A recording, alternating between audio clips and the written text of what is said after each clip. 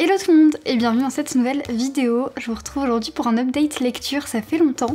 Pour la simple et bonne raison que avant le mois de juillet, je lisais pas trop, j'étais pas trop contente de mes lectures, c'était un peu la panne de lecture nulle. Et avec le challenge Passe Miroir, j'ai beaucoup lu, mais je vous avais tout vlogué, donc c'était pas la peine que je vous refasse des updates lecture. Mais du coup là, j'ai quand même accumulé quelques livres dont j'ai envie de vous parler. Dans cette vidéo, on va parler de, sans ordre spécifique, Lavinia de Ursula K. Le Guin, Millepertuis de Julia Thévenot, Pour qui s'avance dans la nuit de Claire Conruit, Lost in Austin de Emma Campbell et Veiller sur elle de Jean-Baptiste Andréa. Avant que la vidéo ne commence, n'hésitez pas d'ores et déjà à vous abonner, à liker et à commenter la vidéo, ça me ferait plaisir et ça permettrait à la chaîne de glow up un petit peu. J'espère que vous allez bien et que vous aussi vous avez fait de belles lectures. Je commence tout de suite par Lost in Austin. Donc ce livre est en anglais, c'est un livre sur le principe des livres dont vous êtes le héros et il a été traduit, donc vous pouvez totalement le trouver en français, mais apparemment la version anglaise est plus sympa parce qu'il y a eu des problèmes de pagination, c'est ce que j'avais lu dans les commentaires de la version française, ce qui est quand même un petit peu dommage dans un livre où le but c'est justement de tourner les pages, de voyager au gré des pages, donc j'ai pris la version anglaise et elle est tout à fait compréhensible. C'est quoi le principe de ce livre? On est Elizabeth Bennet et le but c'est de faire un mariage d'amour, mais également qu'il soit un mariage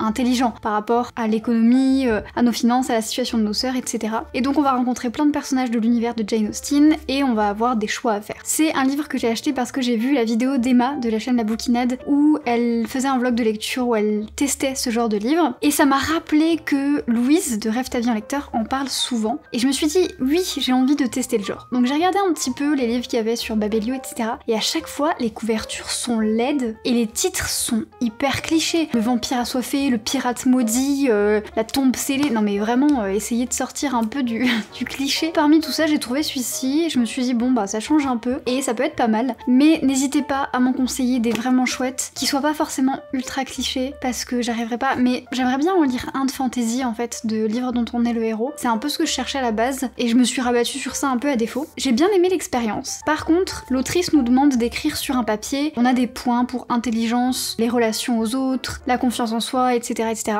Ça ne sert qu'à la toute fin et ça sert vraiment pas à grand chose. Donc ça j'ai été un peu saoulée de ça. En plus, les chemins qu'elle nous fait choisir, la plupart mènent à la mort ou hop on a perdu ou... Et en fait il y a qu'une voie qui est celle de la victoire on va dire. Et j'ai trouvé ça un peu décevant dans la mesure où le but pour moi c'est de choisir ma propre aventure Jane Austen. C'est pas d'avoir celle que tu voudrais que j'ai. Voilà, j'ai trouvé que ça s'éloignait pas trop. Enfin bref, je pense que ça aurait été vachement plus sympa si on était un personnage qui n'existe pas et pas qu'on était Elizabeth Bennet. Comme ça il y aurait eu moins d'attendus sur nous, il y aurait eu moins de barreaux un peu liés à l'histoire originale de Orgueil et Préjugés et ça aurait pu être vachement bien. Maintenant c'est quand même hyper intéressant et pour les gens qui sont fans de Jane Austen, je pense que c'est absolument intéressant à lire parce qu'il y a plein de références, il y a plein de personnages, il y a plein d'endroits. J'avais vraiment l'impression de vivre dans l'univers de Jane Austen donc c'était une aventure quand même très chouette. On enchaîne avec Pour qui s'avance dans la nuit que j'avais acheté en vacances et que j'ai lu quasiment instantanément. C'était une lecture incroyable. Pour vous le résumer, on suit une maman et ses deux garçons. Alors, je l'ai lu il y a quelques semaines maintenant, je me souviens plus du prénom des gens. Plus jeune des deux, il est très dans la lune, un peu distrait. C'est un peu le petit enfant poète, le petit rêveur, celui qui comprend super bien sa maman et la maman elle est fan de lui. Et le plus grand, c'est celui qui est là pour rationaliser un peu, protéger un petit peu, pour les empêcher de trop sombrer dans la rêverie. Et souvent en été, ils vont sur cette petite île et ils se ressourcent et leur maman là-bas elle devient complètement différente, elle est incroyable, elle aussi elle est très dans l'idéal, dans le rêve, presque brumeuse, sauf que cette année la maman et le petit frère vont sombrer de plus en plus et ça va être au grand frère de les ramener un petit peu, de les prendre par la main et de leur dire bon maintenant venez avec moi. J'ai trouvé que c'était super bien écrit, c'est plein de poésie, c'est absolument magnifique à lire, c'était très beau aussi parce que la maman, enfin j'adore ce genre de livre où on a un parent qui est en même temps idéalisé et en même temps on se rend compte qu'il est un peu toxique. C'est quelque chose qui me plaît beaucoup et des thématiques qui m'intéressent beaucoup à lire et quand c'est bien fait je trouve que c'est vraiment très chouette et très tortueux. Donc j'ai beaucoup aimé. Franchement avec le recul je pense beaucoup de positif de ces livres, je suis très contente de l'avoir lu. Je ne sais pas quoi vous en dire de plus. Je m'attendais à quelque chose d'un petit peu plus, qui baignerait un petit peu plus dans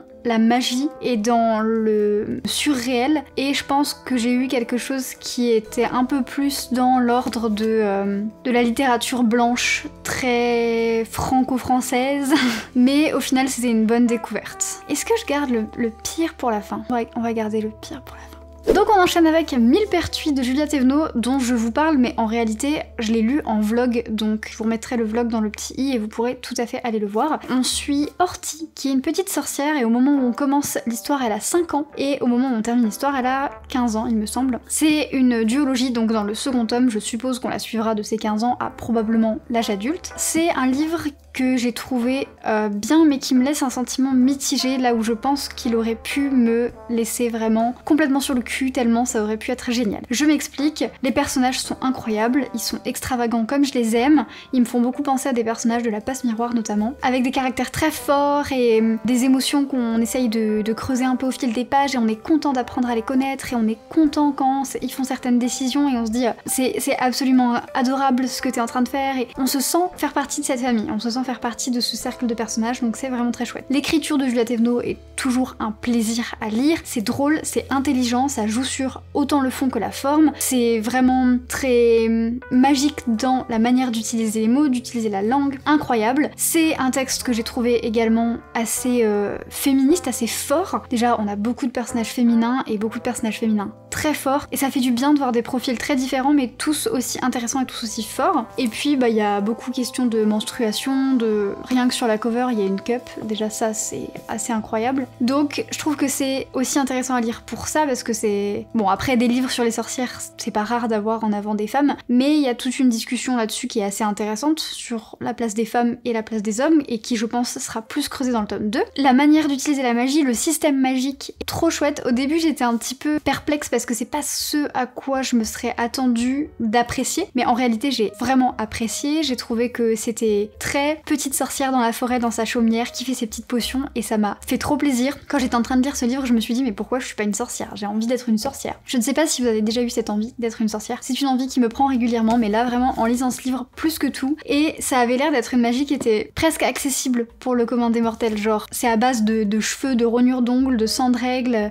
de croûtes de plaies et de larmes. Enfin vous voyez, on a tous ça qui sort de nous, donc ça donnait presque envie de recueillir ses larmes et son sang de menstruation et de faire des rituels à la pleine lune, vous voyez le délire. Évidemment j'ai essayé, évidemment il ne s'est rien passé. Bref, dans l'ensemble vous voyez que c'est très prometteur, mais en fait le fait d'avoir Horty de ses 5 ans jusqu'à ses 15 ans sur autant de pages, c'est un rythme que j'ai un peu moins aimé, parce que autant il y a des fois où il se passe plein de choses, et autant il y a des fois où il se passe rien, et j'avais un peu du mal à suivre la chronologie, un peu du mal à suivre quel allait être le fil conducteur un petit peu, je sais pas, j'avais un peu du mal à me demander c'était quoi les enjeux, et en fait j'avais l'impression que les enjeux changeaient assez régulièrement. Au final j'ai compris, hein, Horty c'est une sorcière qui est un peu différente, qui remet un peu les règles en question, et c'est ça qui est très très intéressant. Je pense que sur toute la durée des pages c'était parfois un peu long, heureusement c'est très drôle, et heureusement l'évolution des personnages est super intéressante, et l'ambiance magique, le système magique m'ont beaucoup plu. Donc résultat, je suis un peu mitigée sur ce livre, mais plus positif que négatif, et j'ai hâte de lire le tome 2. On enchaîne avec un coup de cœur absolu, et vous n'allez pas être étonnés, puisque quand je vous ai annoncé par 2 fois que je devais lire Lavinia de Ursula K. Le Guin, d'abord dans ma pile à lire du mois de la fantasy et ensuite dans ma pile à lire du Pumpkin Autumn Challenge, vous avez été plusieurs à me dire que j'allais adorer, parce que ça ressemble aux livres que j'aime, parce que c'est des thématiques que j'adore, et vous ne vous êtes pas trompés, merci beaucoup, continuez à me conseiller des livres dans les commentaires, parce que vraiment vous êtes incroyables. C'est trop bien de discuter avec des gens qui adorent lire, incroyable. Je l'ai lu en lecture commune avec une de mes amies, Amélie, qui m'a proposé qu'on fasse une lecture commune, et je suis super contente qu'elle m'ait proposé. C'était une expérience vraiment très chouette, j'ai adoré cette lecture. On suit du coup Lavinia. Qui est Lavinia? Alors c'est la femme de Énée. Énée, qui est-ce? C'est le personnage principal de l'Énéide, qui est une épopée de Virgile. C'est une épopée, oui? Oui, il me semble que oui. Du coup Virgile c'est un poète latin de je sais plus quand, mais ça remonte perpète les fouettes. Et en gros avec l'Énéide, il raconte un petit peu la fondation de Rome, si je dis pas de bêtises. Mais vraiment les prémices, il me semble, un truc comme ça. Bon après j'ai pas lu l'Énéide, je l'ai travaillé un petit peu en cours, et puis on y faisait référence parfois en cours de... C'est pas mon souvenir le plus vivace. Et en gros Énée c'était un Troyen qui, après la guerre de Troie et que Troie a été incendiée, il a fui et il est venu se réfugier en Italie, et c'est là que de voyage en voyage, de nouvelle guerre en nouvelle guerre, il a fondé Rome et il aurait épousé Lavinia. Et dans l'Énéide, Virgile, il fait apparaître Lavinia que quelques lignes, il lui donne pas la parole, elle est vraiment très éparse dans l'œuvre de Virgile, alors que d'autres femmes qui ont partagé la vie d'Énée, par contre, ont un peu plus de place dans le récit, et encore. Et du coup, Ursula K. Le Guin s'est dit, tiens, et si je donnais la parole à Lavinia? Et c'était incroyable. Déjà, j'adore ce genre de récit qui se base sur des personnages historiques / mythologiques qui leur redonnent un souffle, qui leur redonnent une vie, qui leur redonnent la parole. Je suis absolument fan. Et en plus, elle a créé un truc, c'était incroyable. En fait, Lavinia s'adresse à Virgile. Enfin, elle s'adresse pas vraiment à Virgile. Parfois, elle s'adresse à Virgile, mais parfois, elle nous parle comme si elle nous racontait tous ces événements. Donc, elle nous raconte tout avec le recul. Et il y a des moments où elle parle au poète. Et c'est comme si, en fait, elle vivait dans plusieurs temporalités. Elle vit dans ce qu'elle est en train de nous raconter. Donc, qui se passe au moment où Lavinia grandit, puis rencontre Aîné, puis voilà, vit sa life, etc. Mais il y a aussi la Lavinia du futur qui nous raconte ça. Et il y a un moment où Lavinia rencontre Virgile, donc Virgile qui temporellement dépige après le gars, hein, voilà. En fait, c'est au moment où elle le rencontre, alors c'est au tout début, il n'y a pas de spoil, mais en fait elle y fait référence plusieurs fois après et ça m'a complètement bluffé, j'ai adoré ça. Et au début il est pas nommé, c'est assez tard qu'on se dit ah ok c'est Virgile. Elle voit le poète alors qu'il est en train de mourir, donc elle voit un peu plus son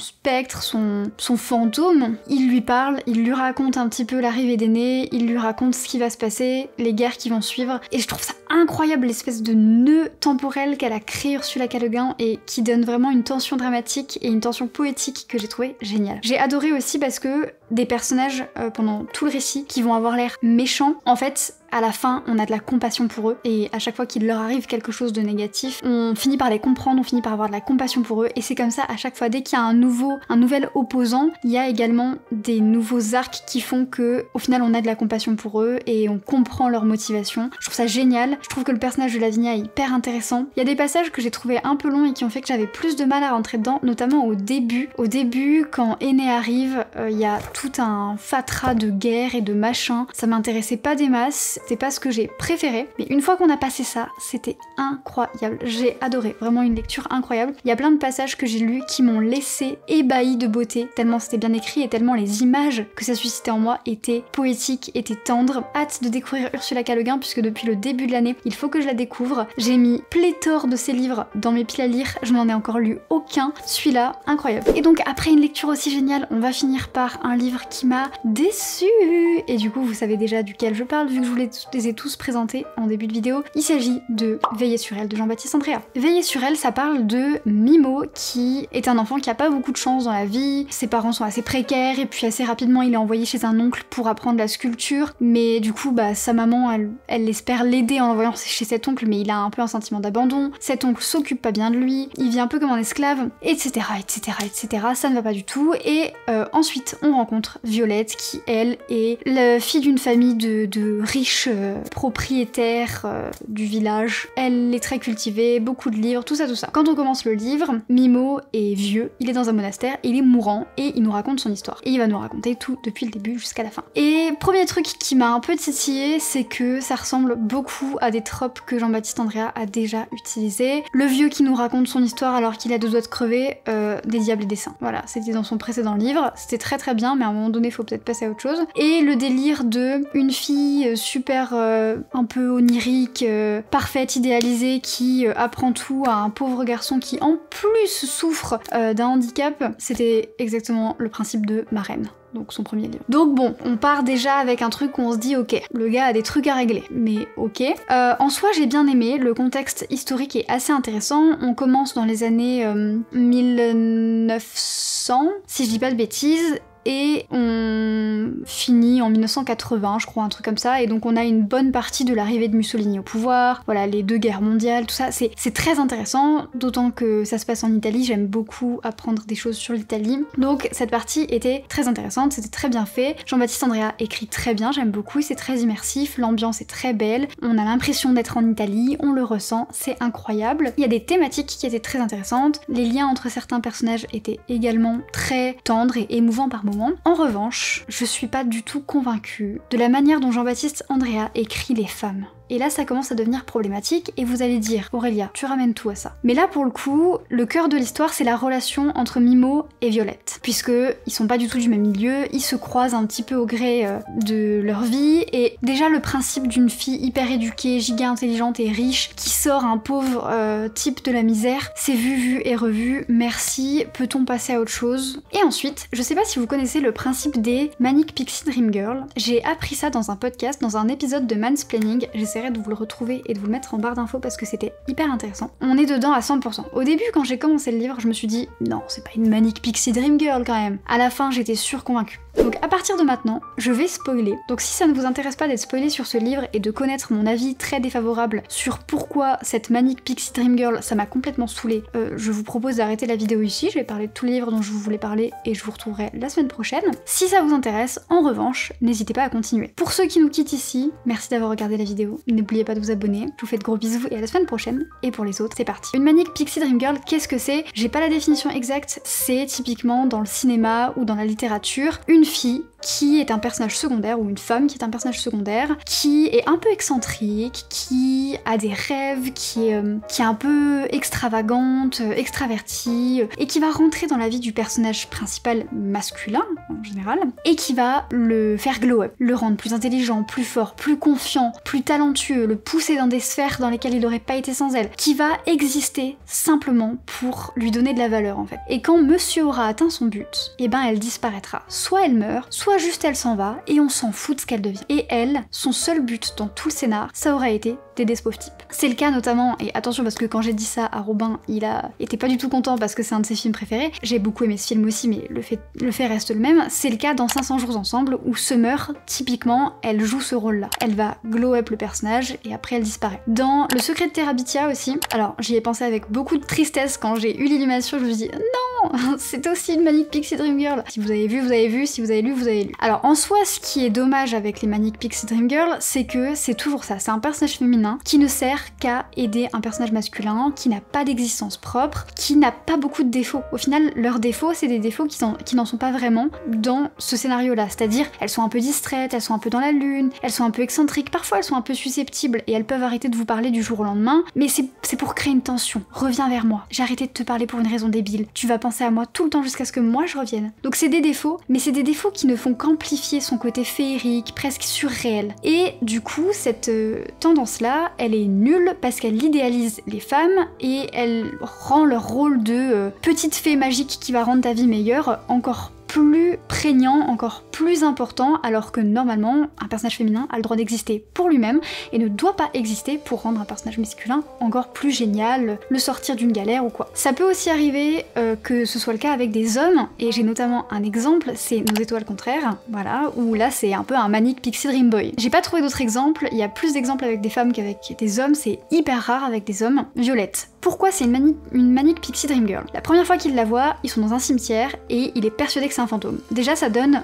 l'ambiance surnaturelle, l'ambiance surréelle, on n'est pas sûr qu'elle existe vraiment, est-ce que c'est pas juste lui qui s'invente des petites fées, des petits fantômes? On sait pas. Ensuite elle va le revoir à plusieurs reprises et elle va lui apporter des livres pour le cultiver parce que il sait lire mais il a pas trop accès aux livres, il a pas trop accès aux journaux et ce genre de choses. Donc déjà elle va lui permettre de s'élever un petit peu culturellement. Vous m'entendez quand je dis ça. Elle va le faire rentrer dans sa famille, dans ses sphères à elle, et du coup Mimo, qui est un sculpteur très talentueux mais inconnu, va commencer à prendre du galon, à devenir de plus en plus connu, grâce aux frères de Violette, mais au final grâce à Violette, il va commencer à se faire un nom dans le milieu, à avoir des commandes, à gagner de l'argent. Elle va aussi lui offrir cette espèce de truc de je suis la femme que tu veux vraiment, mais tu ne mourras jamais, absolument jamais. Donc c'est pas un love interest, il finit pas avec elle, mais il fait tout pour elle. Il crée ses sculptures pour elle, à chaque fois qu'il fait une sculpture, ça a un lien avec elle, et à chaque fois qu'il avance dans la vie, c'est en pensant à elle. Il y a des moments entiers où elle lui parle pas pendant des années, et pendant ces années-là, on n'a pas de nouvelles d'elle. Le résumé nous parle très clairement de Mimo et de Violette, mais en fait, on en a rien à faire de Violette. Il y a des années entières où on ne sait pas ce qu'elle devient, parce qu'on ne suit que Mimo en réalité, qui pendant ce temps-là se bourre la gueule, va voir des meufs en veux-tu en voilà, coucher à droite à gauche, prend de la drogue, fait n'importe quoi. Bon, vous voyez un petit peu le délire, ça ne me plaît pas trop. Après, il fait ce qu'il veut, moi j'aime pas trop lire ce genre de choses. Et puis, quand Mimo retrouve enfin Violette, ils ont, je sais plus, 20-30 ans, elle est mariée de force avec un type qu'elle aime pas, elle se fait prendre pour une poire, et Mimo est là en mode mais pourquoi tu fais ça? Mais viens avec moi, mais divorce, comme si c'était aussi facile pour une femme. Ok mec, tranquille. Et Violette n'a plus de caractère, elle est molle comme tout. Parce que à ce moment-là, Mimo n'a plus besoin d'elle. Il est incroyablement, il est célèbre, il est riche, tout va bien. Et puis quand elle décide enfin de se séparer de ce type pour des raisons diverses que j'ai un peu occultées, mais bref, un ensemble de circonstances qui font qu'elle est obligée. Déjà Mimo pense qu'il peut prendre sa défense toutes les 3 nanosecondes, c'est hyper agaçant. Et elle se fait insulter régulièrement par son mari, tout va bien, vraiment tout va bien. Mais bon, ça encore ok. Et donc, à la fin du livre, elle décide, quand Mussolini est tombé, que le fascisme est tombé, etc., il y a un décret qui est voté comme quoi les femmes ont le droit de se présenter en tant que députée. Violette, qui s'est toujours intéressée à la politique, même si elle n'en avait pas le droit par ses parents et pères, décide de se présenter en tant que députée. Elle a des idées fantastiques, elle est adorée des paysans du coin, mais le mec riche et stupide d'à côté n'est pas content de ça. Et il décide de faire du chantage à sa famille pour que elle puisse pas se présenter. Et donc il décide d'inclure un peu Mimo dans le truc, allez s'il te plaît, dis-lui, il faut pas, etc., etc. Elle est à ça de gagner. Les votes c'est demain et elle est quasi sûre de l'emporter. Et là on se dit, incroyable, elle a enfin un destin. Et à ce moment-là de la lecture, je me disais, si pendant tout ce temps, elle avait pas de vie, elle était molle comme tout, et elle arrivait pas à atteindre ses rêves, parce qu'on se concentrait sur Mimo, mais que là ça arrive, ok, je suis trop contente, ok, y a pas de problème. Mimo, il est pas content, il est en mode, mais non, je vais pas l'empêcher, allez, sinon elle risque de mourir, parce qu'il y a des hommes qui veulent la tuer et tout, ok. Donc Mimo va parler à Violette, allez, s'il te plaît, sois pas députée, laisse tomber l'affaire, c'est trop chelou, allez, allez. Elle lui dit, non, laisse tomber, ils se disputent, et donc Mimo, ce que j'ai oublié de vous dire à ce moment-là, c'est que, parce que là, ça devient gros comme une maison, la maman de Mimo, avec le meilleur pote de Mimo, sa femme ou son ex-femme, je sais plus trop, sa fille, sont partis en vacances à ce moment-là. Et l'un des frères de Violette, qui était le gentil frère. Ils sont partis. Tous, lui, le gentil frère, il est retourné à Rome, les autres, ils sont partis en vacances. Mimo, à ce moment-là, il décide de partir pour la nuit, parce que là, il est trop énervé, et il part avec son chauffeur, qui se trouve être aussi le fils de son meilleur pote. Il ne reste donc en ville que des gens qu'on connaît pas, ou pas plus que ça. Un vieux mec qui travaille à l'église, qui était gentil comme tout, mais qui était croulant. Le méchant frère de Violette. Mais vous savez quoi, depuis tout à l'heure, je dis Violette, mais c'est Viola, en fait. Je me suis complètement trompée. Bref, vous allez faire comme si j'ai dit Viola depuis le début, ok? Et Viola. Et donc là, le gars, il va dans une auberge, et il dit au mec, on rentrera demain, mais là, on dort, ok? Et il est réveillé en pleine nuit, je vous le donne en mille, par un séisme. Un séisme qui était de force, je sais plus, 8, 9 sur l'échelle de je sais plus quoi, là, un italien, dont je me souviens pas le nom. C'est un séisme hyper grave, genre il y a plus rien, ça peut décimer des villages entiers. Comme par hasard, lui, il ressent les secousses, mais il n'a rien. Et son chauffeur non plus. Quand ils arrivent au village, la maison de Viola est complètement détruite et Viola est morte. Comme c'est opportun, tiens, elle est morte alors qu'elle allait enfin avoir une carrière politique. Incroyable. En fait, toute l'histoire tourne autour de ce mec dans ce monastère qui est en train de mourir. Il est devenu très célèbre, un sculpteur très célèbre, et il a notamment fait une œuvre. En tout cas, c'est un type de sculpture qui se fait beaucoup, et lui a fait la sienne, et apparemment, elle était insane.